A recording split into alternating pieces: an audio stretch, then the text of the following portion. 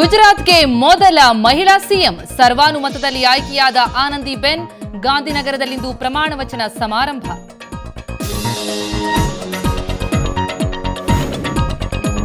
ಹಂಪಿಗೆ ಭೇಟಿ ನೀಡಿದ ಮೋದಿ ಪತ್ನಿ ಅಂಜನಾದ್ರಿ ಪರ್ವತಕ್ಕೆ ಜಶೋದಾಬೆನ್ ಭೇಟಿ, ಮೋದಿ ಏಳ್ಗೆಗೆ ವಿಶೇಷ ಪೂಜೆ.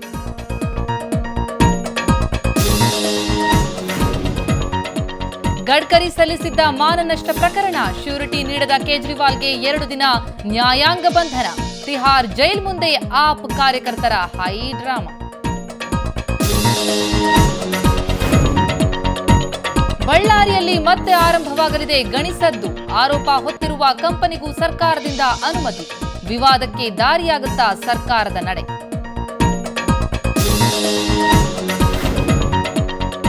ಬೆಂಗಳೂರಿನಲ್ಲಿ ಆಲಿಕಲ್ಲು ಸಹಿತ ಮಳೆ ಆರ್ಭಟ, ಮರ ಬಿದ್ದು ವಾಹನಗಳು ಜಖಂ, ಕರೆಂಟ್ ಇಲ್ಲದೆ ಪರದಾಡಿದ ಜನತೆ.